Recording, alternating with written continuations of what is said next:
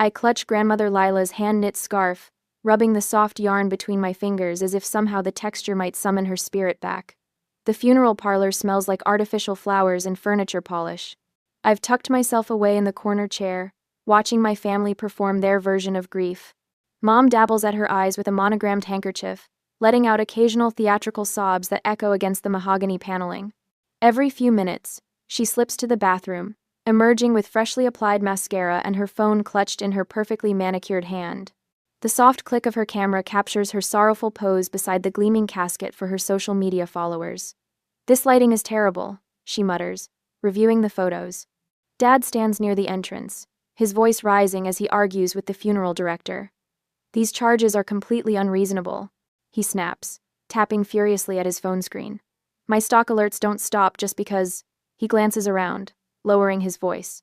"Just because we're having a family situation. A family situation.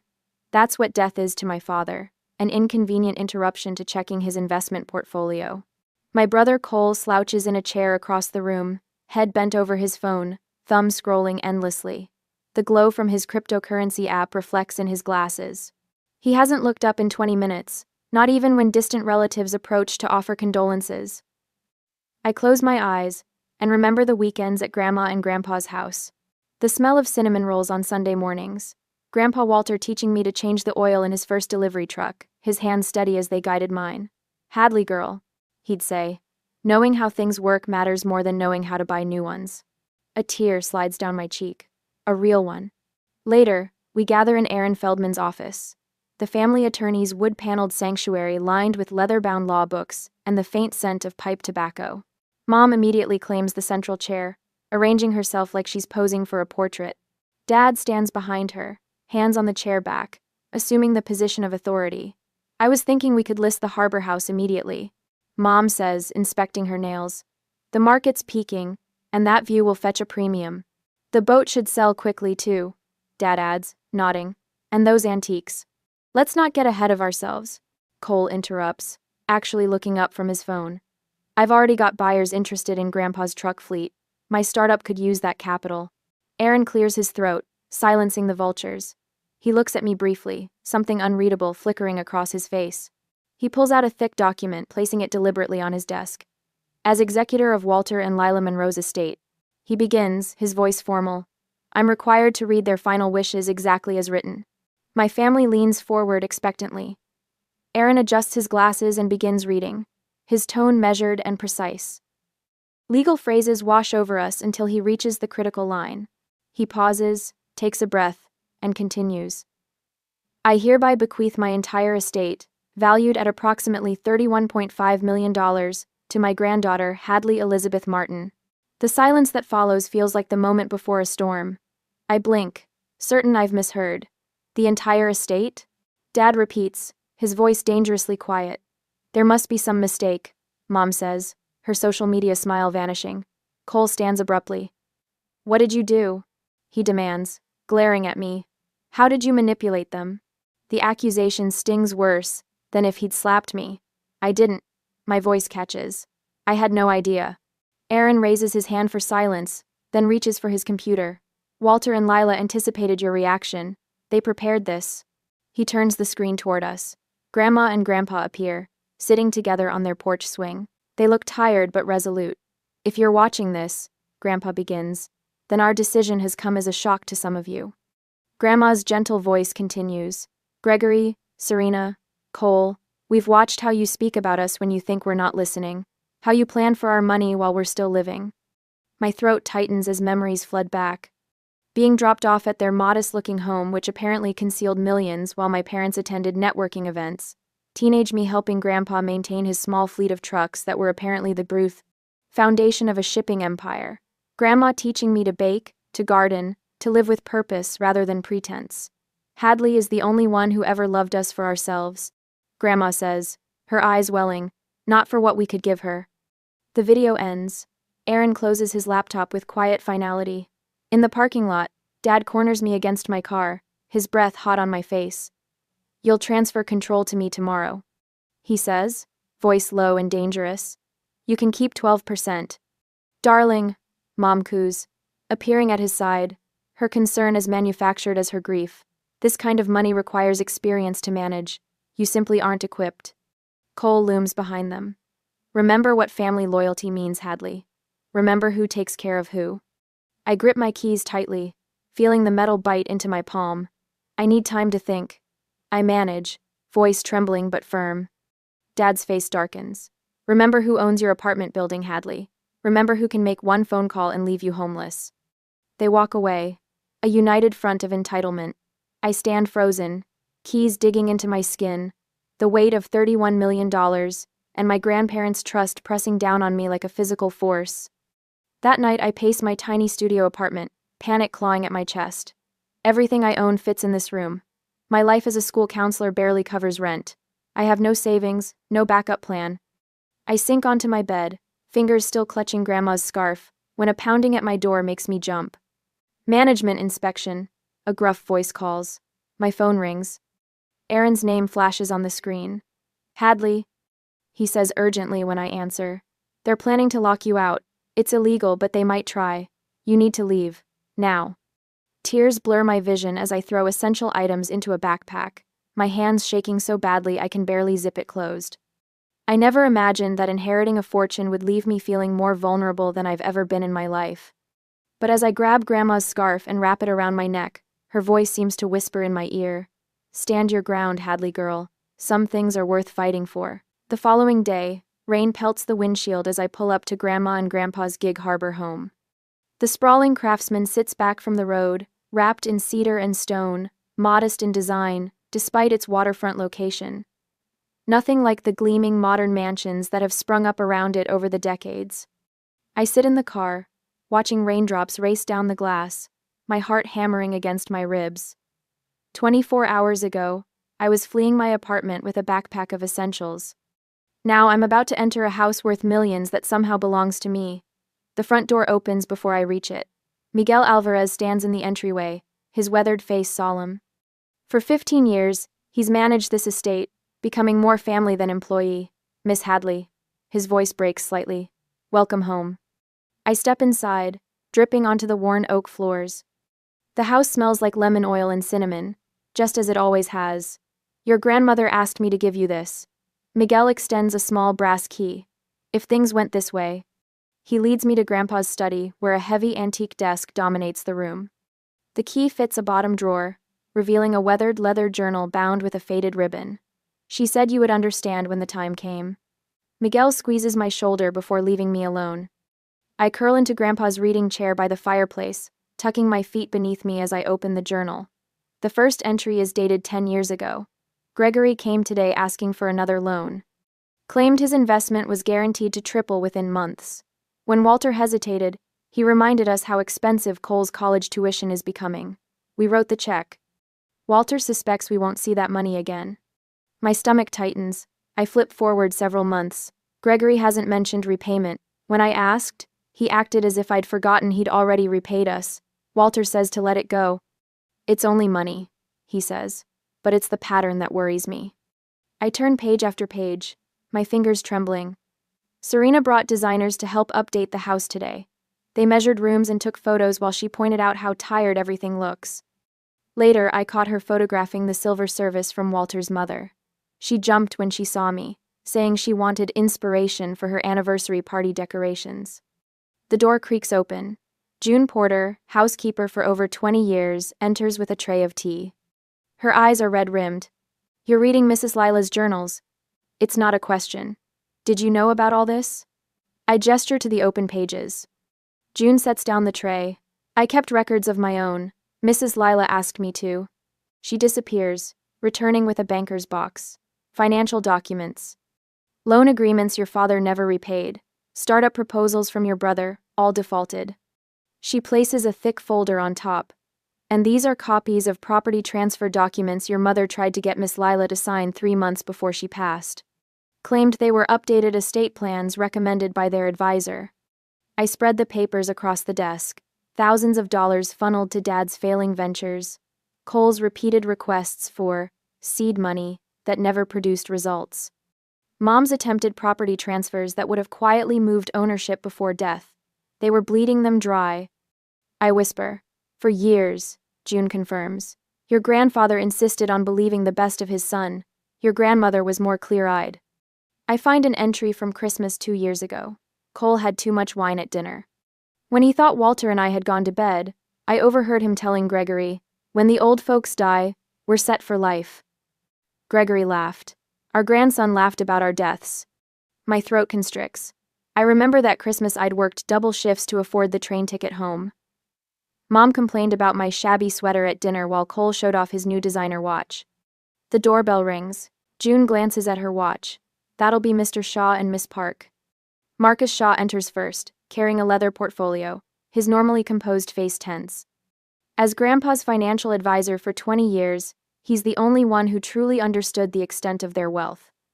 "Hadley," he says, taking my hand, "I've brought the complete portfolio. You need to understand what you're protecting." Evelyn Park follows, her silver hair pulled back severely. Grandpa's business partner at Summit Freight for 3 decades, she carries a stack of company records. Summit employees are reporting strange visitors, asking questions about shipping routes and client contracts. She says without preamble, "Someone's digging." Aaron arrives last, legal documents tucked under his arm. "I've prepared preliminary protective measures. We need to move quickly." They gather around the dining room table, forming a circle of protection I never knew I'd need. Each brings a piece of the puzzle, revealing the empire my grandparents built and how methodically my family has tried to dismantle it. My phone buzzes. Dad's voice fills the speaker when I play the voicemail. "You have no idea what you're up against, Hadley. This can still end with everyone happy, or it can get very ugly. Your choice." While we're strategizing, the doorbell rings again. A courier delivers a manila envelope with no return address. Inside are my childhood photos with faces crossed out in red marker.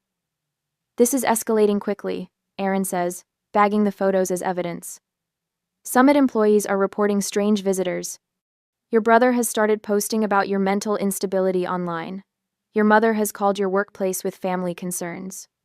My hand shakes as I set down my teacup. What do we do? "File for emergency protective orders," Aaron says, pulling out prepared documents. "The evidence is overwhelming. Judge Carter will approve them immediately." "There's something else," June says. "Miss Lila set aside the cottage in Port Orchard in a separate trust. It's not part of the main estate. Somewhere safe if you need it." I think about my students, the kids who count on me showing up every day. I'll need to take a leave of absence from work. The weight of it all suddenly crashes down. I walk to Grandma's garden, now glistening with rain. Her roses will bloom soon without her to see them. "I never wanted their money," I whisper to the wet earth. "I just wanted them." But as I look back at the house where my unexpected allies wait, I realize Grandma and Grandpa gave me more than money. They gave me the truth, and people who will help me protect it. 3 days into my new old home, my morning coffee goes cold as I stare at the newspaper. The headline glares back. "Family Contest Suspicious Inheritance."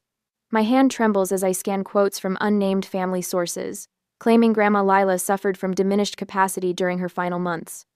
"They're really doing this," I whisper to the empty kitchen. My phone buzzes with a text from Aaron. "Gregory filed an emergency petition with the court. Claims Lila was mentally incompetent when signing the will.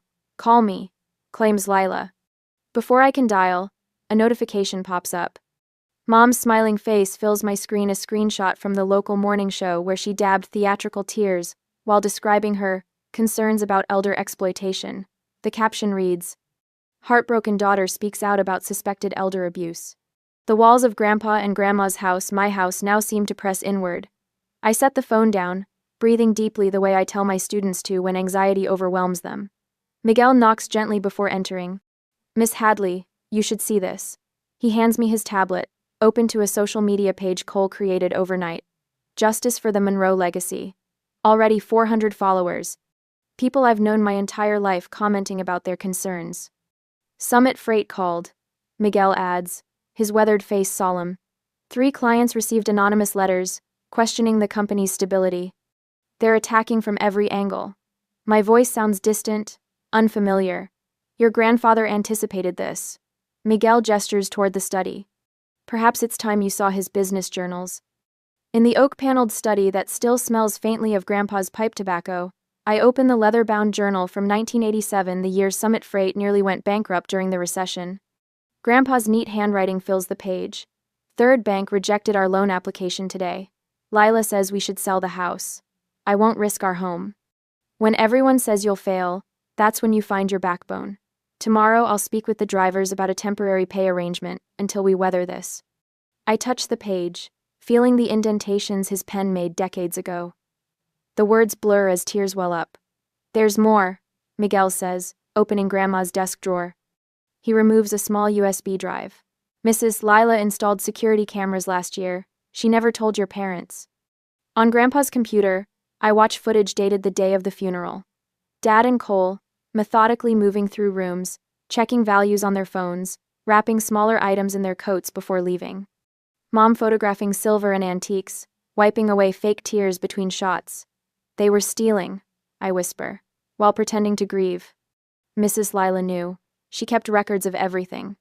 The security system chimes, interrupting us. Miguel checks his phone. They're at the gates, all of them.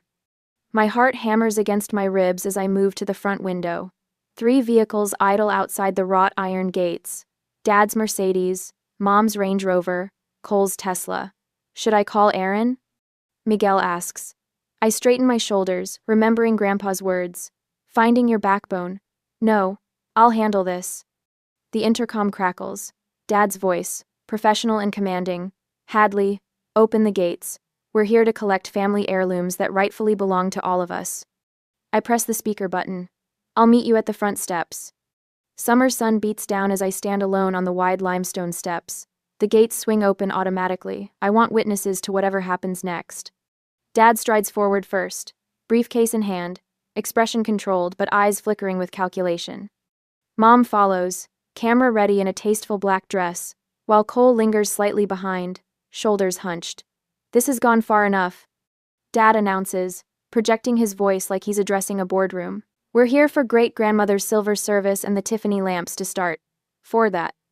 Those items were specifically listed in the will as part of my inheritance, I say, my voice steadier than I feel. A will we're contesting, Mom interjects, her practice concern slipping. Sweetheart, you're in over your head. Let us help manage things until the courts sort this out. Cole steps forward suddenly, attempting to move past me up the stairs. I'll just grab my stuff from my old room while we're... He freezes as lights flash and a low hum fills the air. The new security system Aaron installed activates, red indicator lights blinking along the perimeter. Trespassing prevention measures, I explain quietly.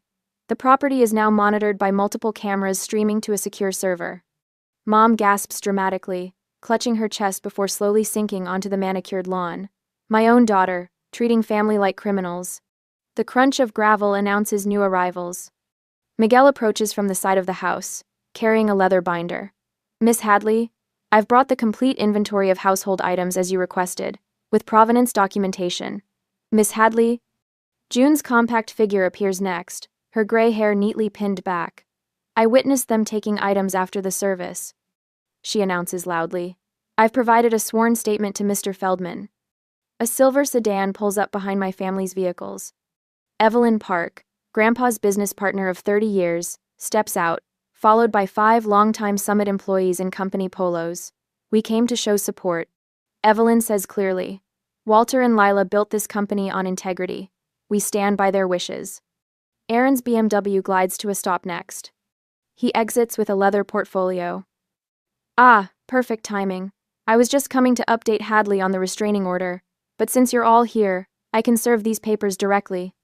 Dad's face reddens as Aaron approaches with documents. Mom remains sprawled on the grass, her theatrical collapse forgotten as she watches the growing audience with calculation in her eyes. From the street, a cluster of people gather, neighbors, friends of my grandparents, watching quietly, finding strength. I didn't know I possessed. I step forward. This ends today. My voice carries across the suddenly silent driveway. Every word spoken here is being recorded, every action filmed. You've shown who you really are, and now others are seeing it too. A news van slows at the property entrance, logo visible on its side. Who called the media? Dad snarls, his composure cracking.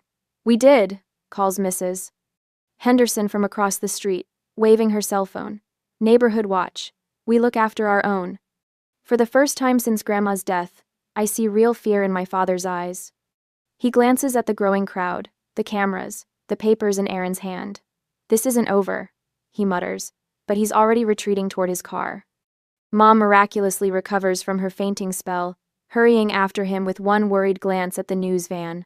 Cole hesitates, looking at me directly for the first time. Something unreadable crosses his face before he follows our parents. That night, I stand alone in my grandparents' bedroom, untouched since their passing. Grandma's knitting basket sits beside her reading chair, needles protruding from an unfinished blue scarf. Grandpa's reading glasses rest on his nightstand, folded neatly beside a half-read mystery novel. The grief I've been holding at bay crashes over me. I sink onto the edge of their bed, clutching one of Grandma's knitting needles. I don't know if I can be what they believed I could be, I whisper into the emptiness. Dawn finds me still there, watching light gradually filter through lace curtains. Grandma made herself. Something settles in my chest, not peace exactly, but resolve. Later that morning, the team gathers in Grandpa's study, Aaron with legal folders, Marcus with financial projections, Evelyn with summit operations reports. I take Grandpa's seat at the head of the table, no longer feeling like an imposter. We need comprehensive plans.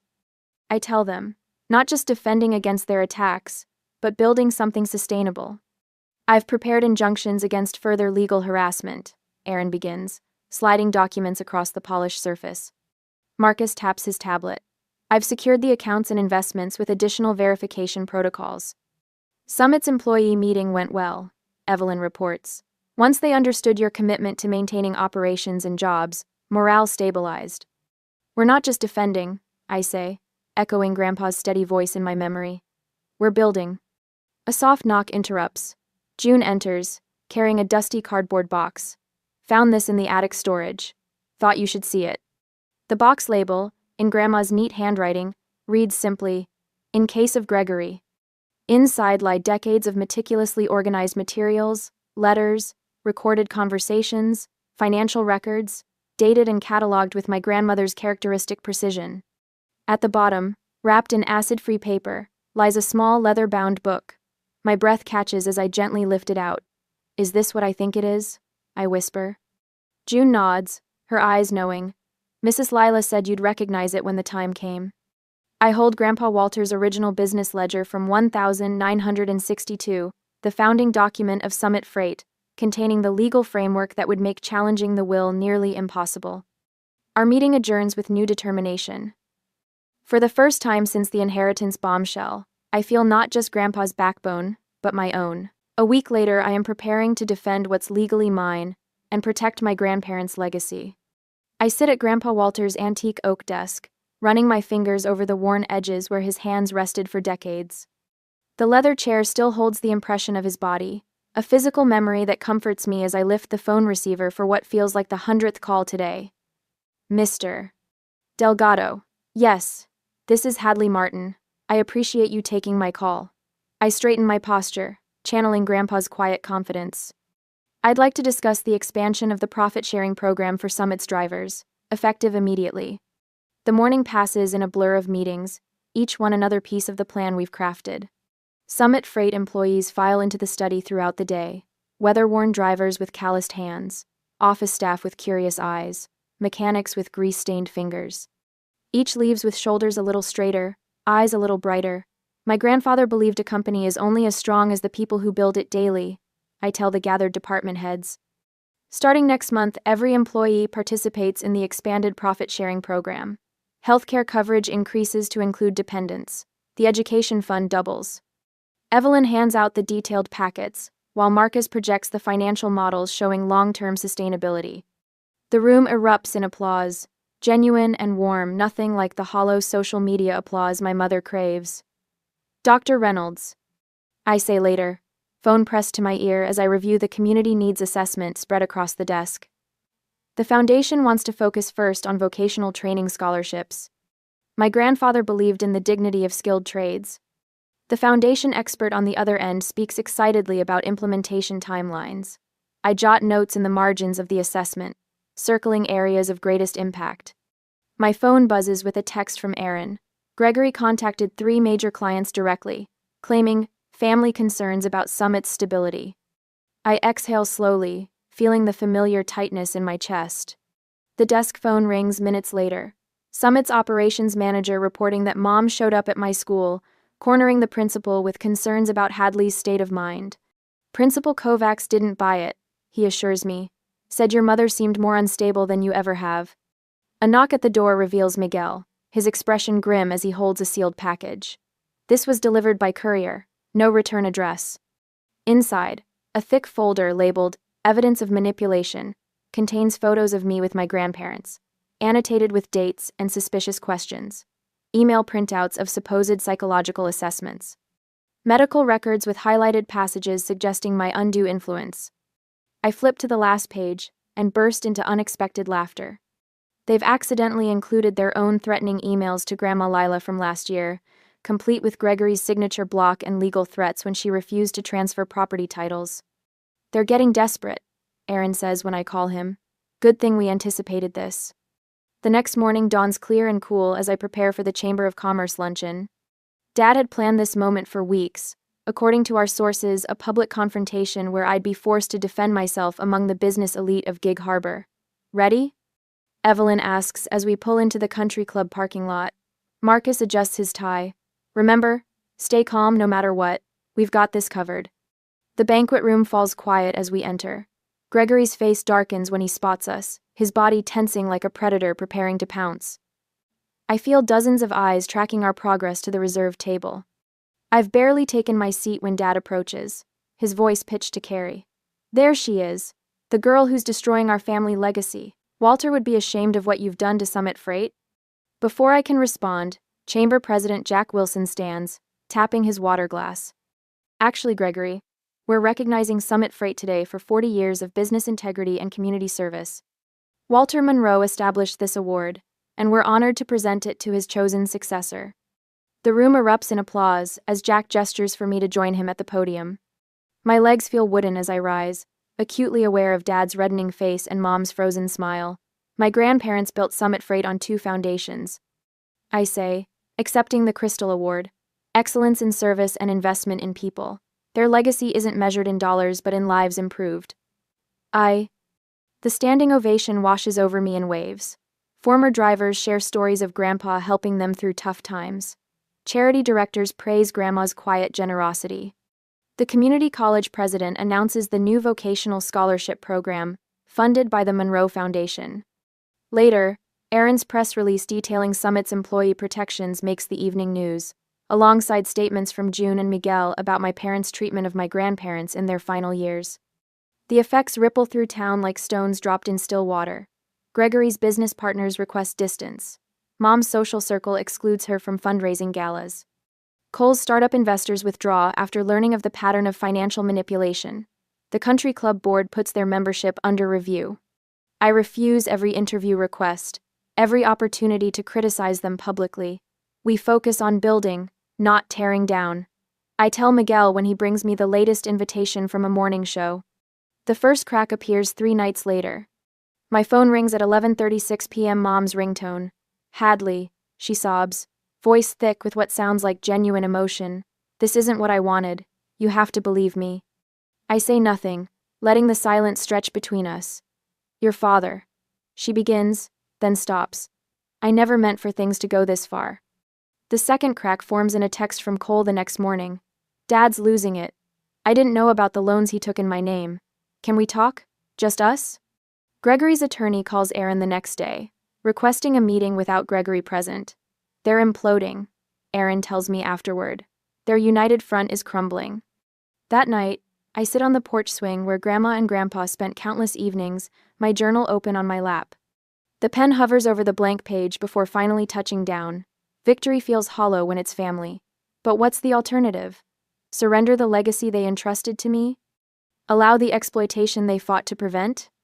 The breeze carries the scent of Grandma's roses, planted decades ago but still blooming faithfully each year. Standing your ground doesn't always feel triumphant, but sometimes it's the only way to honor what matters most. A week later, I called my parents for the final confrontation. I position Walter's antique pocket watch on the polished conference table, a silent timekeeper for today's showdown. The grandfather clock in the foyer chimes 10 as car doors slam outside. They're here. Ready? Aaron asks, straightening his tie. I nod, smoothing grandmother Lila's scarf between my fingers. As ready as I'll ever be. Miguel opens the front door, his face professionally neutral, as he escorts my family into the home they tried to strip bare, while Grandma and Grandpa were still warm in their graves. Dad strides in first, confidence faltering only when he spots Judge Elaine Carter at the table. Mom follows, her camera-ready smile freezing when she notices Daniel Brooks, former police chief and Grandpa's fishing buddy, standing near the window. What is this? Dad demands, stopping short. We agreed to a family meeting, not a public tribunal. We agreed to mediation. I correct him. These are the mediators I've selected. Cole slips in last, eyes darting between our parents and me, tugging at his collar. For a fleeting moment, our eyes meet, and something like shame flickers across his face. Mom glides toward me, arms outstretched. Darling, surely we can speak privately first? Family matters should stay within. Family matters should involve actual family, I interrupt, my voice steadier than my racing heart. Please sit down. Dad's face darkens to a dangerous crimson. I refuse to participate in this circus. Either clear the room or we're leaving. We proceed with transparency or not at all, I say, gesturing to the chairs. Your choice. After a tense standoff, they sit. Aaron slides folders in front of each person with practiced precision. Exhibit A, he announces, tapping his laptop. The television screen on the wall illuminates with security footage. Walter and Lila, Monroe's home, the evening after the funeral. The video shows Dad and Cole loading paintings into Dad's SUV under cover of darkness. Mom can be seen carefully wrapping silver candlesticks in her scarf. Cole shifts uncomfortably. Mom's hand flies to her throat. Family heirlooms we were safeguarding, Dad says, dismissively, but his voice lacks conviction. Exhibit B. Aaron clicks forward. Financial records appear, each one highlighting unpaid loans to Dad's failed ventures, totaling over $4 million. Exhibit C. Aaron continues methodically through each damning piece of evidence. Mom's attempt to transfer property deeds while Grandma was hospitalized. Cole's string of defaulted startup investments, recorded phone conversations plotting asset division before Grandpa had even passed. With each revelation, Dad's rage builds visibly. His knuckles whiten around the folder edges. Mom's carefully constructed victim persona crumbles, mascara tracking down her cheeks. Cole stares at the table, shoulders hunched. Judge Carter makes notes without expression. Daniel shifts slightly closer to Dad when his breathing becomes dangerously rapid. Finally, Aaron opens Grandma's leather journal. In Lila Monroe's own words, dated the 14th of June last year, Gregory demanded another $100,000 today. When I reminded him of the previous unpaid loans, he suggested we wouldn't want Cole to know about certain family matters. I recognize the threat. Walter and I have decided, Hadley is our only hope for preserving what we've built. The room falls silent except for Mom's quiet sobbing. You manipulated them, Dad accuses, his voice trembling with fury. You turned them against us. No, I reply, my calm surprising even me. Your own actions are speaking for themselves. I slide a document forward. This is my offer. A small trust fund for each of you, conditional upon returning all items taken from this house, and ceasing all communication attempts with me, or anyone associated with Summit Freight or the Monroe Foundation. Dad laughs bitterly. Or what? Or I press charges for theft, elder abuse, and attempted fraud, I answer. All documented in triplicate, and witnessed by a sitting judge and former chief of police. You've turned everyone against us. Dad explodes, slamming his fist on the table. No, Dad, I say, meeting his eyes directly. Your own actions have done that all by themselves. The grandfather clock ticks loudly in the silence that follows. 10 minutes pass before Dad snatches the pen Aaron offers. The scratching of signatures feels like closing a book. As they leave, Cole hesitates at the doorway, looking back with an expression I can't quite read. For a moment, I think he might stay, might choose differently. Then Dad barks his name, and he follows them out. When the door closes, I exhale shakily. Aaron squeezes my shoulder. Judge Carter nods with approval. Daniel's weathered face breaks into a smile. Walter would be proud, he says quietly. Standing your ground isn't about being the loudest voice in the room. It's about knowing when enough is enough. I touch Grandma's scarf, still wrapped around my neck. I never wanted their money, I whisper. I just wanted to be family. I know, Aaron says. That's exactly why your grandparents trusted you with everything they built. Outside, engines start, car doors slam, they drive away, and something in me knows it's for the last time.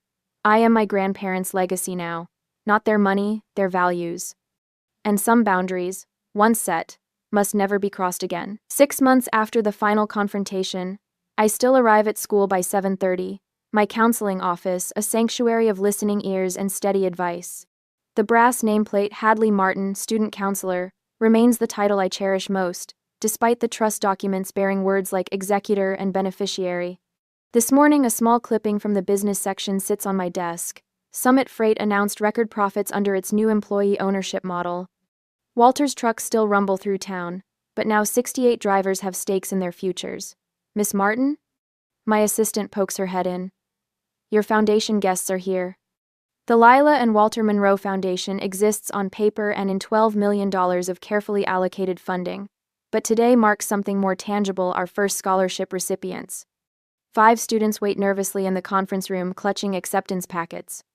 Their eyes widen as I explain how the Vocational Training Fund works: full tuition, living stipends, and guaranteed apprenticeships. My grandparents believed in building things that last. I tell them, now you're part of that legacy. Later, I drive the familiar road to the Harbor House. The property feels different now, lighter somehow, as if the weight of secrecy has lifted. I park beside Evelyn's sensible sedan and Marcus's old Volvo. Inside, the dining room table that once witnessed my family's greed now hosts a celebration. June sets out Lila's china, while Miguel arranges Walter's prized chess set nearby. Remember our first meeting here? Aaron asks, helping with water glasses. You could barely speak without trembling. Hard to believe that was the same person who stared down Gregory Martin at the gates. Evelyn laughs. I run my fingers along the table's edge, remembering. Same house, same people, different Hadley. We toast with sparkling cider when Marcus announces the Foundation's first major project, a 3D printing laboratory for the community college's technical program. Lila and Walter would be so proud of what you've built, Miguel says, his eyes misting. That night, I flip through my therapy journal, tracing the path from panic attacks to purpose. Pages filled with grief exercises give way to recipes June has taught me from Lila's collection. Notes on Walter's favorite chess openings occupy margins near pressed flowers from the cottage garden. The old cat, Professor, finally allows me to stroke his ears as he settles on Lila's favorite chair. 6 months ago, he hissed whenever I entered the room. Progress comes in many forms. My phone buzzes with a familiar area code. Gregory's business has finally collapsed, and he needs a small bridge loan. 3 hours later, Serena emails her application for the Foundation's board of directors. Before bed, Cole texts about his newest startup. This one is different, I swear. The pattern remains unchanged. My response does too. Polite, firm refusal. On my 30th birthday, I'm surprised by a gathering at the cottage. No extravagant gifts, just thoughtful tokens, a vintage edition of my favorite book, Seeds from June's Garden, a handmade scarf. Evelyn raises her glass. To choosing your family by their actions, not their blood. Aaron updates us on the permanent legal protections now in place, while Marcus outlines the Foundation's growing community impact. The following Tuesday, a sophomore sits in my office, describing family pressure that echoes my past. They say I owe them, she whispers, that everything they've done was for me. I listen with understanding born from experience. When she finishes, I hand her a carefully prepared packet: therapy options, legal resources, boundary-setting worksheets. Your worth isn't measured by their approval. I tell her, words I needed to hear 6 months ago. At sunset, I walk the property grounds, stopping at the newly planted grove, 1 tree for each scholarship recipient. A small bench bears a simple plaque: Legacy Lives Through Love, Lila and Walter. I open Lila's journal to its blank final pages and begin writing my own entries. Looking up at the warm glow of house lights, I feel a peace that money could never purchase. The inheritance that matters most wasn't in the bank accounts after all.